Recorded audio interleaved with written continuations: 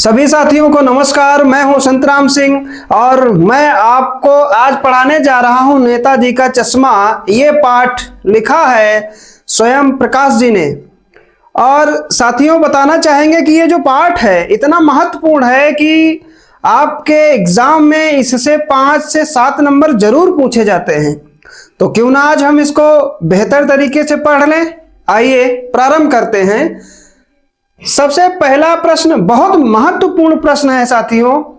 ये प्रश्न आपको किसी भी गेस्ट पेपर में, किसी गाइड में नहीं मिलेंगे। और प्रश्न बनाने वाले जो विद्वान प्रश्न बनाते हैं वो ऐसे ही प्रश्न बनाते हैं जो आप खोजते रह जाते, नहीं मिलते। किताब में है लेकिन आप उसको पढ़ते नहीं हैं, आप दिमाग नहीं लगाते हैं। चलिए हम लोग पढ़ते हैं।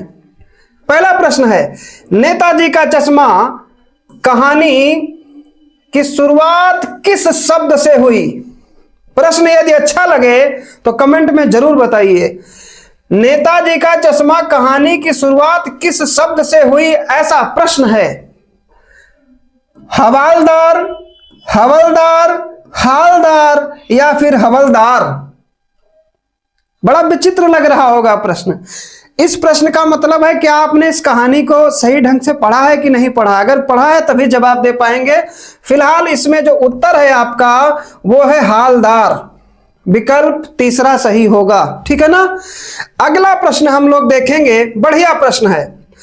हालदार साहब कौन? हालदार साहब काम के सिलसिले से उस कस्बे से, किस कस्बे से? जिस कस्बे में नेताजी की प्रतिमा लगी थी उसी कस्बे की बात हो रही है।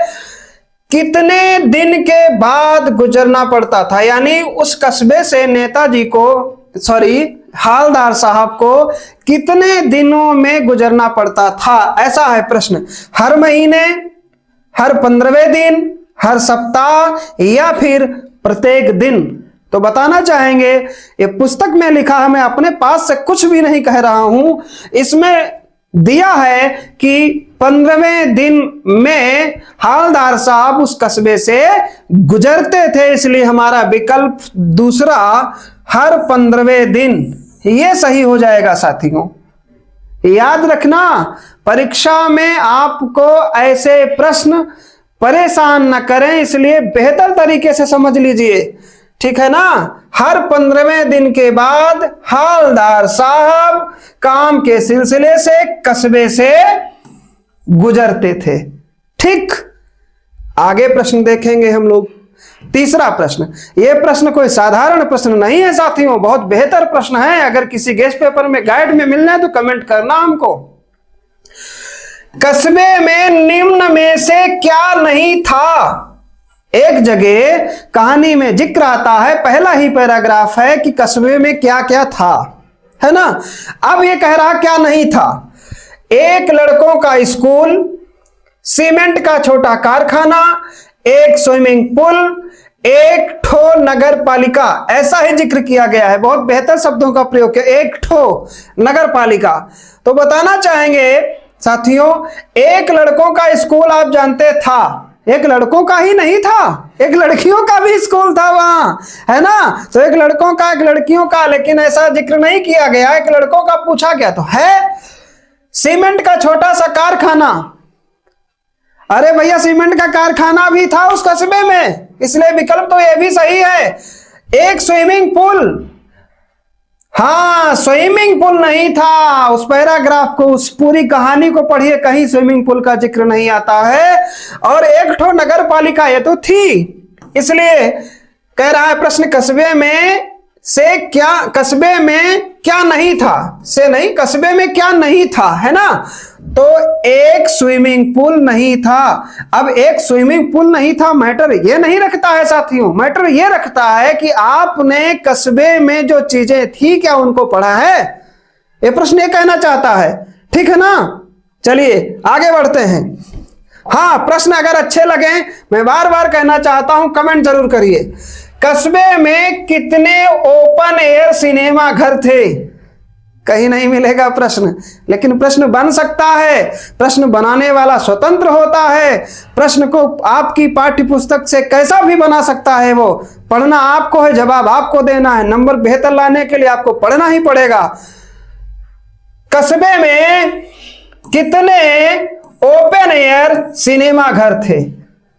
1, 2, 3, एक भी नहीं। क्या सिनेमा घर नहीं था? वहां था।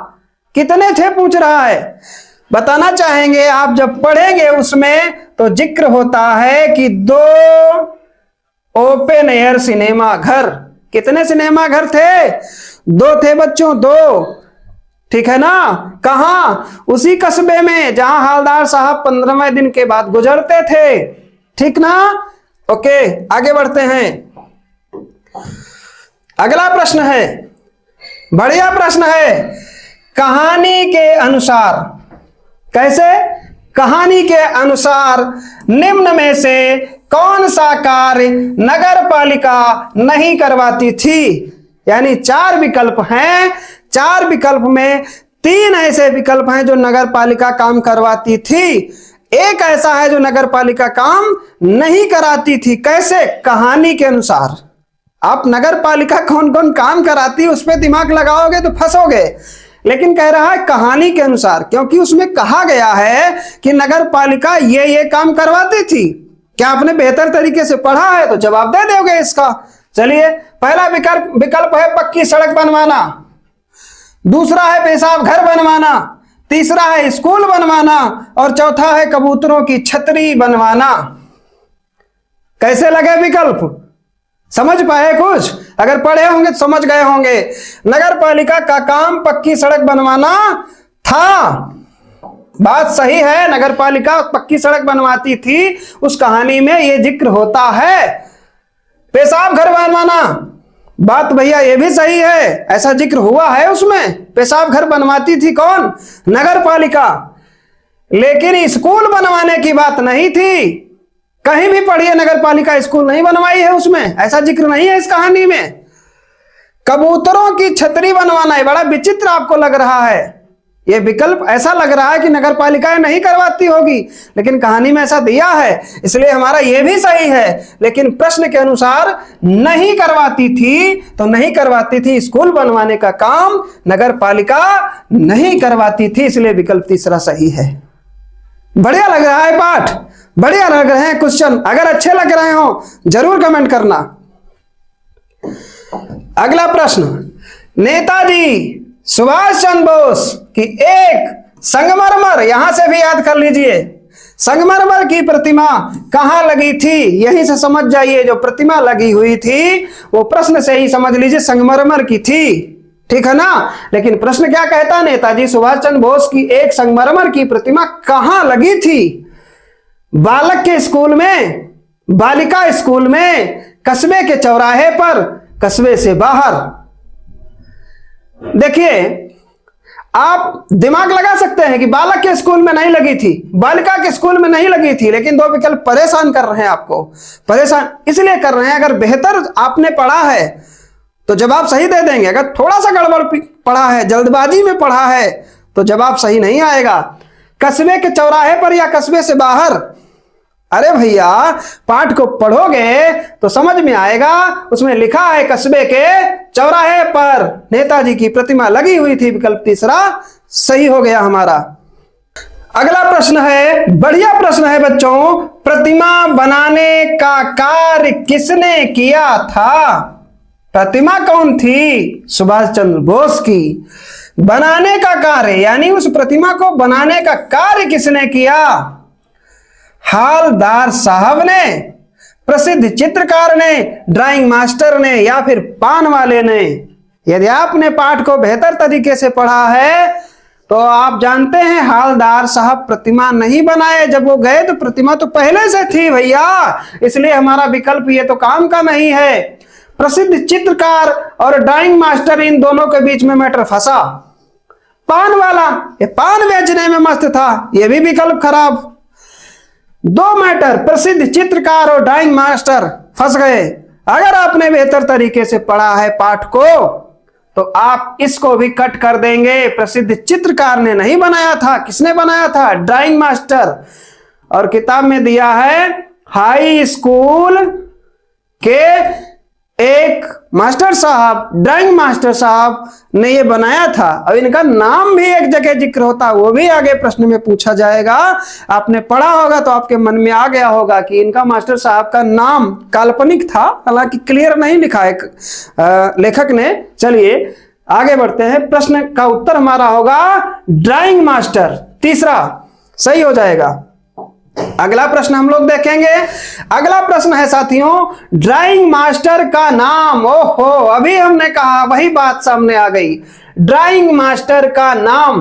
अच्छा साथियों, हमने लिख दिया यहां काल्पनिक, यानी इसमें जो नाम है उस मास्टर का नाम क्लियर नहीं लिखा लेखक ने। क्यों? क्योंकि एक कहानी थी और कहानी में किसी का नाम लिखकर ऐसा जिक्र नहीं किया जाता है ना। तो एक वास्तविक कहानी नहीं हो सकती है, एक काल्पनिक कहानी हो सकती है, विचारों पर निर्भर कर सकता है ये मैटर इनका। इसलिए काल्पनिक नाम क्या था?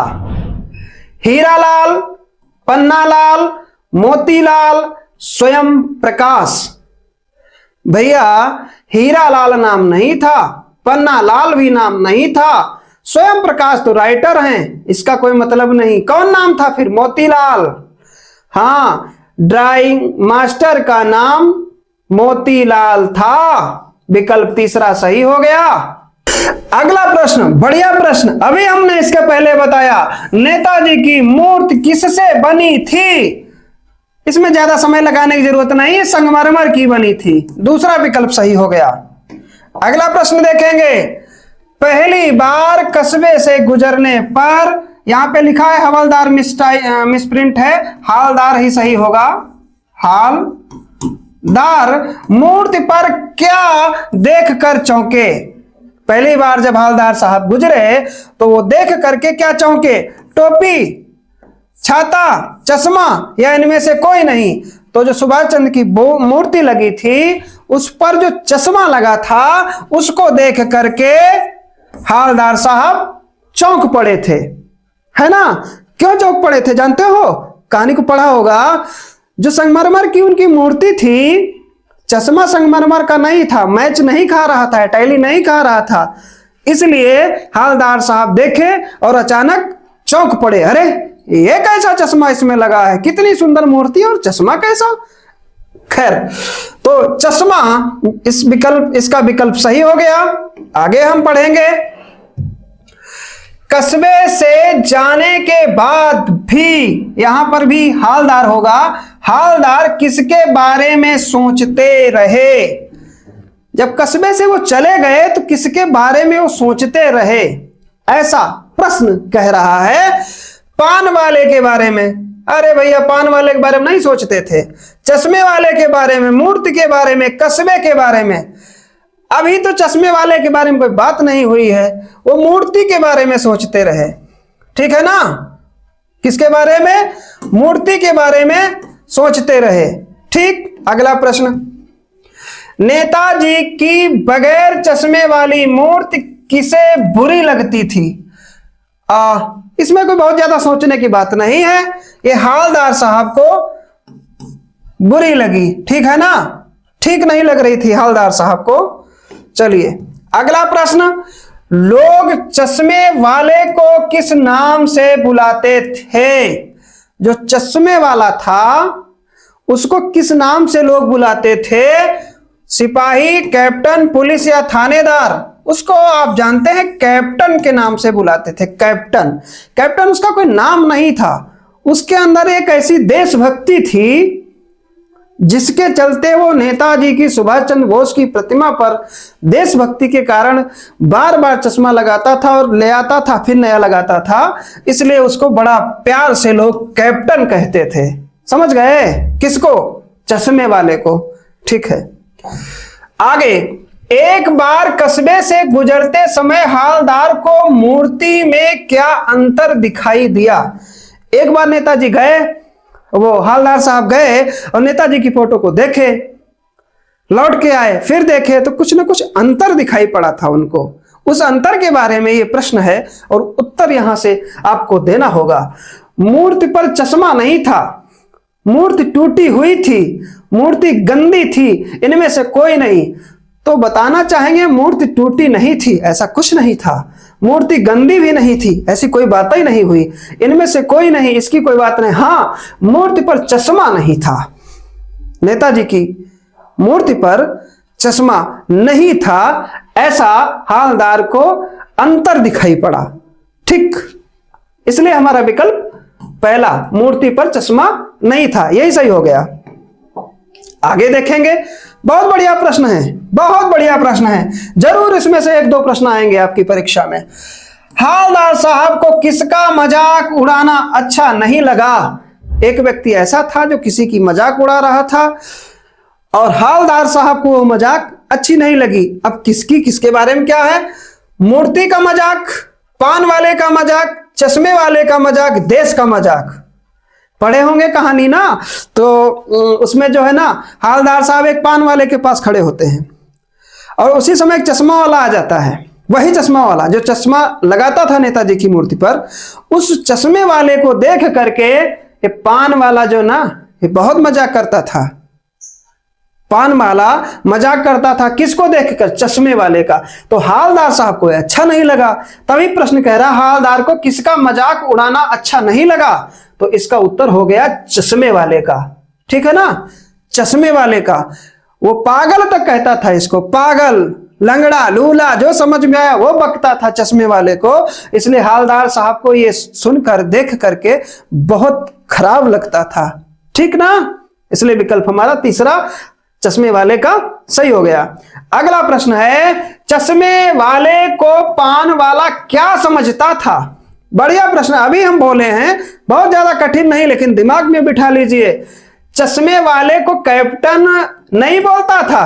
कैप्टन काहे बोलता? वो तो मजाक करता था, वो तो बड़ा ईर्ष्या के भाव से देखता था। अब किसी को कोई उपनाम या नाम अच्छा देकर बोलेगा जिससे ईर्ष्या करेगा, कतई नहीं बोलेगा कैप्टन। पागल बोलता था। ईमानदार काहे बोलेगा, गरीब काहे बोलेगा? वो पागल बोलता था। लिखा है किताब में, अपने मन से हम कुछ नहीं कह रहे हैं, किताब में लिखा है, स्वयं प्रकाश जी ने लिख रखा है इस कहानी में। पागल कहता था वो। कौन? पान वाला। किसको? चश्मे वाले को, है ना, समझ गए? ठीक है। नेताजी की मूर्ति की ऊंचाई कितनी थी? ये शुरुआत में कहा गया है। मूर्ति की ऊंचाई बड़ा विचित्र प्रश्न है, अगर पढ़ोगे नहीं, तुक्का मारोगे, गलत हो जाएगा। 4 फुट, 3 फुट, 5 फुट, 2 फुट। इसमें जो विकल्प सही अगर पढ़ा होगा तभी आप मारेंगे। मूर्ति की ऊंचाई 2 फीट बताई है इस कहानी में, इसलिए हमारा विकल्प चौथा सही होगा। कितनी? 2 फुट। ठीक ना, चलिए, बढ़िया प्रश्न था ये। आगे, किसे देखकर हवलदार के चेहरे पर कौतुक भरी मुस्कान फैल गई? कौतुक माने एक जिज्ञासा होती है ना, यानी कुछ और देखने की, सुनने की, समझने की, ऐसी कौतुक भरी मुस्कान फैल गई। क्या? तो बोले विकल्प है, पान वाले को, बच्चे को, मूर्ति के चेहरे को, इनमें से कोई नहीं। यानी किसे देखकर हवलदार के चेहरे पर कौतुक भरी मुस्कान फैल गई? पान वाले को, बच्चे को, मूर्ति के चेहरे को। इसमें जो विकल्प हमारा सही है वो है, एक मिनट, ये मूर्ति के चेहरे को। ठीक है ना, मूर्ति के चेहरे को। इस आदमी को देखकर काहे मुस्कान फैलेगी? बच्चा कोई था नहीं, इनमें से विकल्प कोई है नहीं, इसका मतलब तीसरा विकल्प होगा। चलिए, आगे का प्रश्न है बच्चों, हवलदार साहब किस बात पर दुखी हो गए? किस बात पर दुखी हुए? विकल्प है, दुनिया के स्वार्थी स्वभाव पर, नेताजी की मूर्ति को देखकर, पान वाले को देखकर। इनमें से कौन? पान वाले को देखकर यार काहे दुखी हो जाएंगे, ऐसी कोई बात है नहीं, ये वाला तो है नहीं। दुनिया के स्वार्थी स्वभाव, इतना क्या मतलब था? हाँ, नेताजी की मूर्ति को देखकर जरूर दुखी हो गए थे, इसलिए दूसरा विकल्प सही हो गया। आगे देखिए, चश्मे वाले के प्रति पान वाले के मन में कैसी भावना थी? बढ़िया प्रश्न, अभी पीछे मैं बोल कर आया हूं, समझ लीजिए। इसमें जो थी, घृणा की भावना थी। कैसी भावना थी? घृणा की भावना थी। ठीक है ना, अच्छा आदमी नहीं था पान वाला, इसलिए दूसरे को भी वो अच्छा नहीं समझता था। हवलदार का स्वभाव कैसा था? हवलदार साहब का जो स्वभाव था, क्या सनकी था, पागल थे, भावुक थे? देशभक्ति, उनमें देशभक्ति थी, वो देशभक्ति स्वभाव के थे, इसलिए चौथा विकल्प सही हो गया। अगला प्रश्न है, नेताजी की मूर्ति पर सरकंडे का चश्मा किसने लगाया होगा? ये सरकंडे शब्द आया, इसका क्या मतलब है? वो सरकंडे कहाँ है? हाँ, सरकंडे नदियों के किनारे एक विशेष प्रकार की घास होती है। बच्चे क्या करते हैं, उस घास के ऐसे ऐसे बना करके चश्मे लगाए रहते हैं, तो उसको सरकंडे बोला है यहां पर। तो सरकंडे का चश्मा किसने लगाया होगा? अब लेखक सोच रहा, अनुमान लगा रहा। पान वाले ने, पान वाले के पास पान खाने का समय था और तो कुछ समय नहीं था, पान खाता था, बार बार थूकता था, है ना।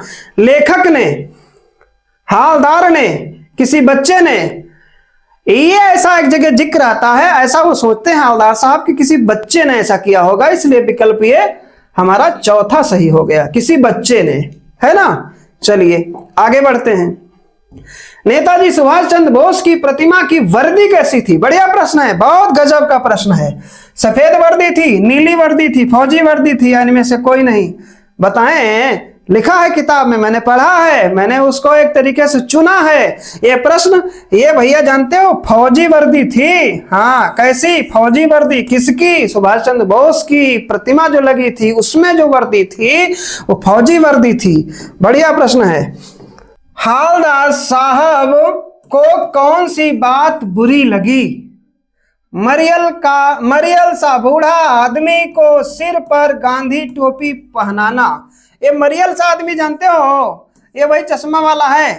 पान वाले द्वारा देशभक्ति का मजाक उड़ाया जाना।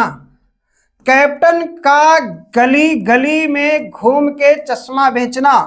पान वाले द्वारा साफ इनकार करना। ये कोई मतलब नहीं है। मरियल सा बूढ़ा आदमी को सिर पर गांधी टोपी, अरे ये देखकर, ये तो चश्मा वाला था, इसको देखकर बुरा थोड़ी ना लगा। हाँ, पान वाले द्वारा देशभक्ति का मजाक उड़ाया जाना, ये जो ना है, ये विकल्प सही हो जाएगा। अगला विकल्प सी भी है, कैप्टन का गली गली में घूम के चश्मा बेचना। अरे भैया, इसका है, ये काहे बुरा लगेगा? समझ पाए कुछ? ये पान वाले द्वारा देशभक्ति का मजाक उड़ाया जाना, ये बुरा लगा, खराब लगा, है ना। किसको? बोले हालदार साहब को।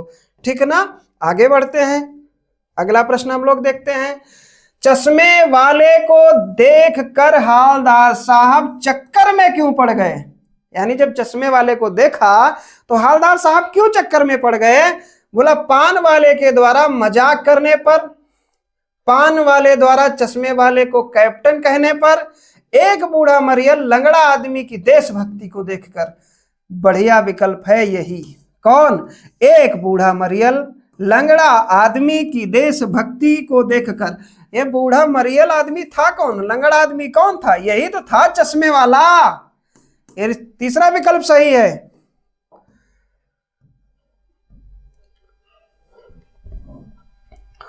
चलिए कोई बात नहीं, कुछ टेक्निकल है।